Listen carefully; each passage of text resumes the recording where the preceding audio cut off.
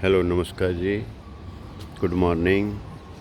मैं प्रेमनाथ मोहन अभी नेपाल के उस क्षेत्र से, काठमांडू के उस क्षेत्र से बोल रहा हूँ जिसको विश्व में बहुत ऐतिहासिक स्थान के नाम से प्रसिद्ध है, जिसका नाम है पशुपतिनाथ मंदिर। ये जो नीचे आपको मैं दिखाऊंगा इसके बारे में, इसमें जहाँ आपको खुशी होएगी कि यहाँ का ये क्या है, उतना आपको दुख होगा कि यहाँ की स्थिति क्या है।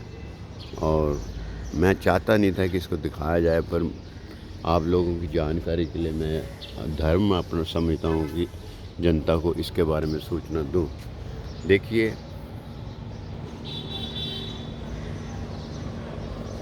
ये देखिए, मैं जहाँ इस होटल में ठहरा हूँ और उसके ऊपर की छत पे खड़ा होकर आपको ये नज़ारा दिखा रहा हूँ। ये जो नीचे गली जा रही है, ये रिंग रोड से आ रही है, और रिंग रोड के दूसरी तरफ जो है 5 मिनट भी नहीं लगते, वहाँ पशुपतिनाथ का मंदिर है। तो ये जितने भी आपको निवास स्थान बने दिखते हैं, इसमें 99% जो हैं वो लोगों के ठहरने के लिए, रात के लिए होटल ही हैं। और बिल्डिंगों के मालिक, ये बिल्डिंगें कोई भी है करोड़ों से नीचे नहीं है, 1-2 करोड़ नहीं, करोड़ों में है इनकी कीमत। तो ये सोचिए कि इतनी सारी प्रॉपर्टीज से इस डिस्ट्रिक्ट, इस ज़िला जिसका नाम काठमांडू है, इस क्षेत्र की वजह से कितने करोड़ों का टैक्स ही जाता होगा, अरबों का जाता होगा नेपाली के अंदर, अरबों का। और वो जो मंदिर है वहाँ पे भी चढ़ावा बहुत चढ़ता होगा, और आप देखते हैं। लेकिन मैं वहाँ की जो वस्तु स्थिति देखी, वहाँ पे एक बहुत बड़ा द्वंद्व है। द्वंद्व ये है कि एक तरफ तो व्यवसायीकरण है, कमर्शलाइजेशन है, किसकी? आध्यात्मिकता का, जिसका मैं पहले भी कहता हूँ कि वर्तमान युग में आध्यात्मिकता का कमर्शलाइजेशन हो चुका है। यानी कि आध्यात्मिकता को कमर्शलाइजेशन है, यानी माया युग के माया प्रधान स्वभाव ने किडनैप कर लिया हुआ, अपहरण कर रखा है। आध्यात्मिकता उसमें सिसक रही है। आध्यात्मिकता चिल्ला भी नहीं सकती है, सिसक रही है। उसकी जीती जागती उदाहरण ये दिखाता हूँ कि अरबों खरबों का टैक्स और अरबों की रुपीज़, नेपाली रुपये में अरबों का जो आय का स्रोत है, वो संस्थान को जो मिलता है, और वहाँ की जो मेंटेनेंस है, मैं वहाँ जाके दिखाने में मुझे शर्म आती है कि कोई कहेगा कि तुम इस जगह की नेगेटिविटी क्यों दिखाते हो, क्या ज़रूरत है। लेकिन इसीलिए दिखाने की नहीं, मैं भी नहीं चाहता हूँ दिखाया जाए, कि मुझे उससे घृणा आती है, और मैं घृणा करना नहीं चाहता हूँ, घृणा तो आती है, क्योंकि इतना अरबों का पैसा इकट्ठा होने के बाद ये देखिए सड़क है, जा रही है, इतने इतने करोड़ों की कीमत के ये मकान हैं। इन लोगों को आमदनी तो होती होगी, तभी तो ये यहाँ पे रह रहे हैं। और उसके बावजूद ये देखिए नज़ारा गंदगी का। ये उन लोगों ने अपने ही आंगन में पास में इसने कचरे को इकट्ठा होने की छूट दे रखी है। ये यहीं नहीं है, आप गलियों के दुकानदार वो पीछे देख रहे हो, वहाँ पूरे बाज़ार हैं। मैं अभी गया नहीं हूँ, पर जाके करना भी क्या है वहाँ, सिवाय इस मंदिर से संबंधित पूजा पाठ से संबंधित वस्त्र, पूजा की सामग्री, इन सब का व्यापार होता है। और बहुत खाली निवास स्थान ही नहीं है, वो बिज़नेस कर रहे हैं।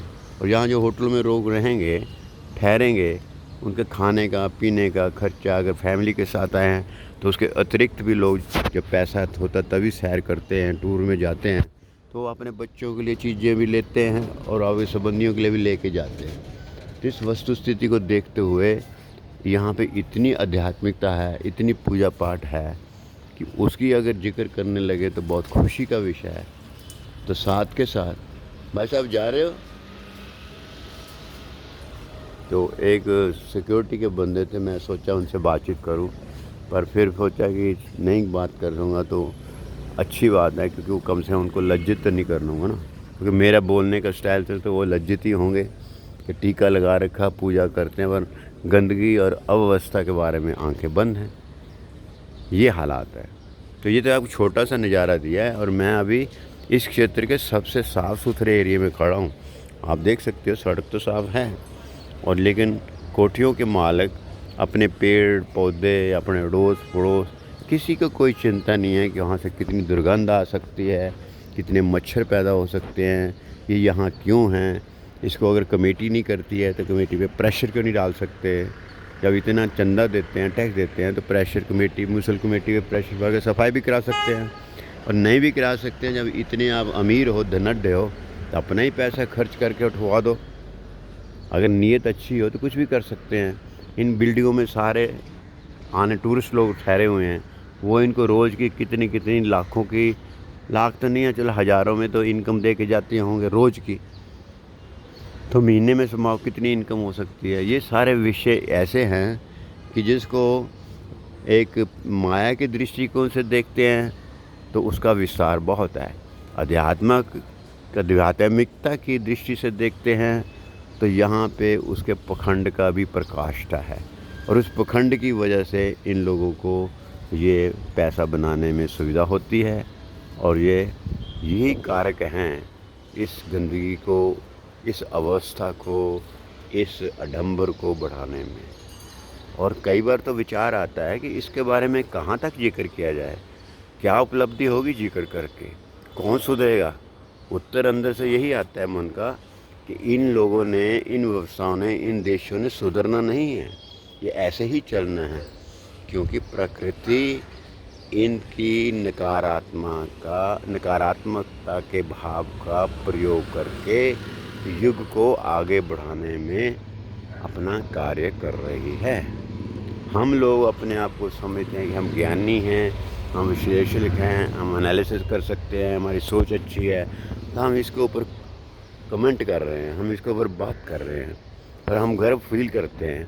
पर प्रकृति की दृष्टि से देखा जाए तो हम अनावश्यक, अननेसेसरी, अनरिक्वायर्ड अपनी एनर्जी इस विषय के ऊपर खर्च कर रहे हैं। अब आप कहोगे मैं क्यों दिखा रहा हूँ आपको, मैं आपको सिर्फ इसलिए दिखा रहा हूँ कि जो मेरी मानसिक अवस्था है, कुछ प्रतिशत लोग देश के, दुनिया के अगर इससे नमस्ते जी, आप यहाँ रहते हो जी, आप यहाँ मेंटेनेंस करते हो जी। अच्छा अच्छा, और सुनाइए कैसे हो, आप मालिक हो या मालिक के परिवार के स्टाफ मेंबर हो। मैं ये बात कर रहा था, मैं वीडियो बना रहा हूँ, यूट्यूब पे डालनी है। मैं यहाँ के बारे में, आपका नाम? लक्ष्मण जी। अभी फ्रेश होके बात करते हैं। हाँ करोगे माम।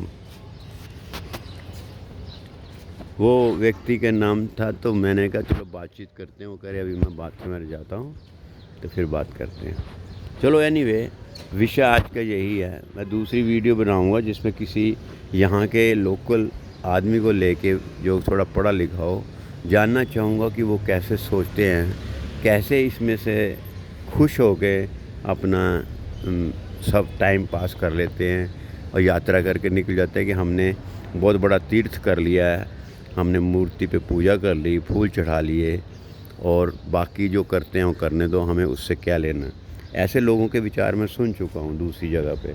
कुछ लोग तो मुझे ही, जब मैं ऐसी बातें करता हूँ तो कहते हैं कि आपके अंदर भावना नहीं है, आपका जो निष्ठा है इस स्थान के प्रति कमज़ोर है, आप निष्ठावान नहीं हो, आप दिमागी रूप से सोचते हो, भावनाओं से नहीं सोचते हो। ये सारे कमेंट मेरे ऊपर कहे जाते हैं, और वो कहते हैं हमें इनसे क्या लेना, हमें इसके बारे में क्या सोचना, हमें तो वो शक्ति जो है, वो जो संस्थान है, और वो जो स्थान है, स्थान और संस्थान, हमें तो सिर्फ उसके प्रति, उस एनर्जी के प्रति निष्ठा है, उसी को फोकस करना है, बाकी का हमें क्या लेना देना। ये उन लोगों के विचार हैं। और जब मैं ऐसी बातें करता हूँ तो मेरे को कहा जाता है कि तुम निष्ठावान नहीं हो, तुम्हारे को सिर्फ नकारात्मकता ही दिखती है, इसलिए तुम ऐसा बोलते हो। अब भाई दर्शकगणों, निर्णय आपका है, मैंने तो दोनों ही पक्ष आपके सामने रख दिए हैं। धन्यवाद।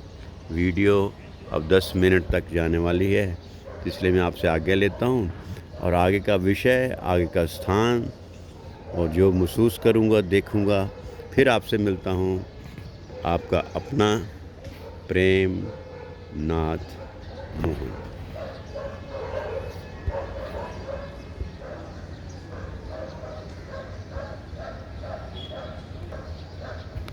जय हो, नमस्ते बाबा।